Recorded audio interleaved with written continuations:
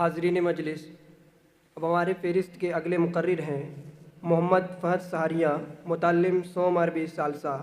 میں انہیں علامہ اقبال کے صرف ایک مصرعے سے دعوت دوں گا کہ قرآن میں ہو غوطہ زن اے مرد مسلماں، جن کی تقریر کا عنوان ہے ترقی کے لیے قرآن مجید سے مضبوط تعلق ضروری ہے۔ السلام علیکم۔ الحمدللہ وکفا وسلام علی عبادہ الذین اصطفیٰ، اما بعد فاعوذ باللہ من الشیطان الرجیم، بسم اللہ الرحمن الرحیم۔ الف لام میم ذالک الکتاب لا ریب فیہ ھدی للمتقین۔ صدق اللہ العظیم۔ مکاں فانی مکی فانی ازل تیرا ابد تیرا، مکاں فانی مکی فانی ازل تیرا ابد تیرا، خدا کا آخری پیغام ہے تو جامدہ تو ہے۔ انتہائی واجب الاحترام اساتذہ کرام، قابل قدر مہمان عظام اور عزیز ساتھیوں، آج کی اس بزم میں میرا موضوع ہے ترقی کے لیے قرآن کریم سے مضبوط تعلق ضروری ہے۔ امید ہے کہ آپ حضرات بغور سماعت فرمائیں گے۔ عزیزان گرامی، اس روحانی مجلس کا مقام و مرتبہ عند اللہ انتہائی بلند و بالا ہے۔ یہ خیر و برکت، رحمت و مغفرت والی بزم اللہ تعالیٰ کو بڑی پیاری ہے، کیونکہ اس محفل کا براہ راست تعلق اور رشتہ قرآن کریم سے وابستہ ہے۔ قرآن کریم اللہ تعالیٰ کی محبوب کتاب ہے جو نبی آخر الزماں جناب محمد رسول اللہ صلی اللہ علیہ وسلم پر بطور انعام کے انسانیت کی ہدایت و رہنمائی کے لیے نازل ہوئی، اور اللہ رب العزت کے دربار میں اس کا وہ مقام و مرتبہ ہے اور اتنی عظیم المرتبت ہے کہ جس کا بھی تعلق قرآن سے ہوا وہ بھی عظیم بن گیا۔ قطرات سمندر بن گیا، ذرات پہاڑ بن گیا، ادنا اعلیٰ بن گیا، ابو بکر صدیق اکبر بن گیا۔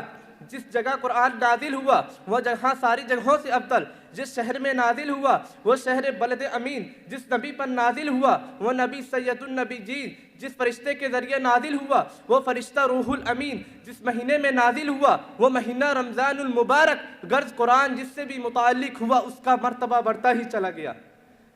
میرے بزرگوں اور دوستو، قرآن کریم رہتی دنیا تک کے لیے اللہ رب العزت کا کھلا ہوا معجزہ ہے۔ وہ لازوال اور بے مثال کتاب ہے جس کی ایک سورہ تو کیا اسی جیسی ایک آیت بھی پوری دنیا پیش کرنے سے عاجز و قاصر ہے۔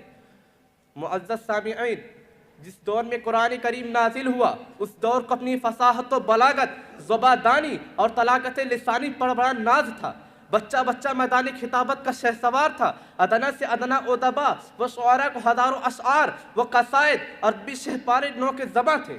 برجستہ شعر گوئی پر انہیں دسترس اور قدرت حاصل تھی۔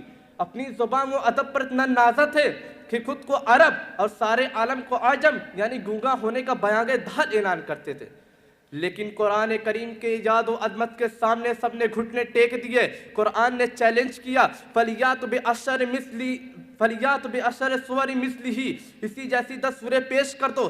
سارے فصحاء و بلغاء دم بخود رہ گئے۔ پھر قرآن نے چیلنج کیا، فَلْيَأْتُ بِسُورَةٍ مِثْلِهِ، اسی جیسی ایک چھوٹی سی سورہ ہی پیش کر دو۔ سارے ادبا و شعراء اور زبان و ادب کے امام بے بس رہ گئے۔ پھر قرآن نے چیلنج کیا، فَلْيَأْتُ بِحَدِيثٍ مِثْلِهِ، ایک آیت ہی پیش کر دو۔ ارے بڑے بڑے علم و ادب کے پہاڑوں نے ہتھیار ڈال دیے۔ سجدے وقار قرآن پاک ہی وہ لاسانی اور آسمانی کتاب ہے جو ہر طرح کے رد و بدل، تحریف و تبدل اور شک و شبہات سے پاک ہے، کیونکہ اس کا محافظ خود اللہ ہے۔ اللہ تعالیٰ کا ارشاد ہے، اِنَّا نَحْنُ نَزَّلْنَا الذِّكْرَ وَإِنَّا لَهُ لَحَافِظُونَ، ہم ہی نے قرآن کو نازل کیا ہے اور ہم ہی اس کی حفاظت کرنے والے ہیں۔ سجدے وقار قرآن پاک کی فضیلت و اہمیت، تقدس و تفوق، تبرک و طہارت پر ہم کیا کیا عرض کریں اور کہاں تک بیان کریں۔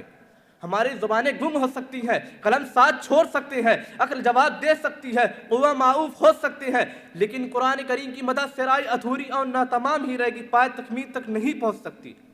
ہم اس کی کیا تعریف کریں جس کی ثنا خوانی میں خود فخر دو جہاں، شہنشاہ بطحا، سید الانبیاء جناب محمد رسول اللہ صلی اللہ علیہ وسلم رطب اللسان ہے، چنانچہ منبر رسالت پکار رہا ہے، فضل کلام اللہ علی سائر الکلام کفضل اللہ علی خلقہ، اللہ کے کلام کو سب کلاموں پر ایسی ہی فضیلت ہے جیسے حق تعالیٰ شانہ کو تمام مخلوق پر۔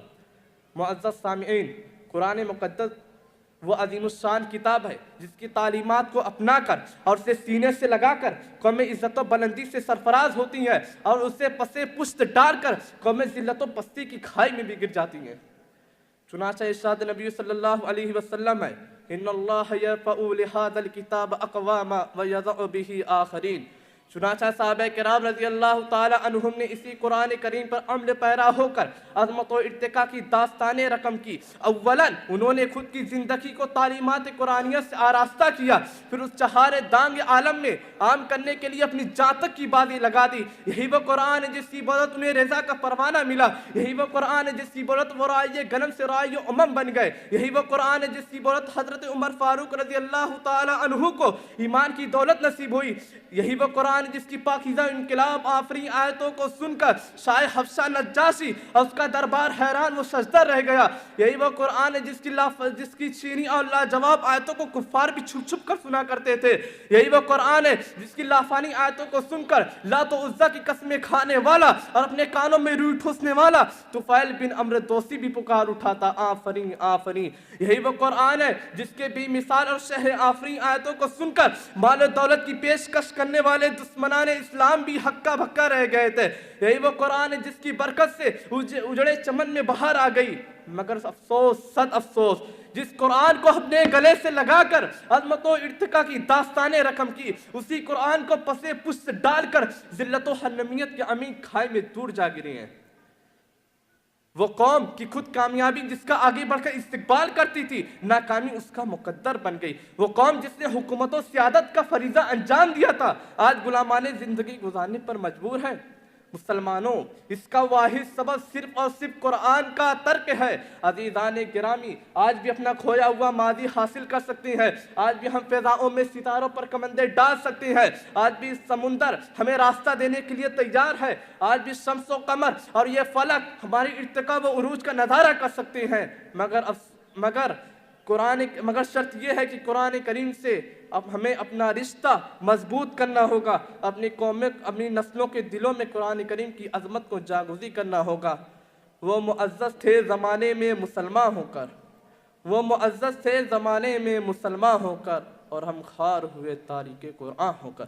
انہی چند بات پر میں اپنی تقریر ختم کرتا ہوں۔ وآخر دعوانا ان الحمد للہ رب العالمین۔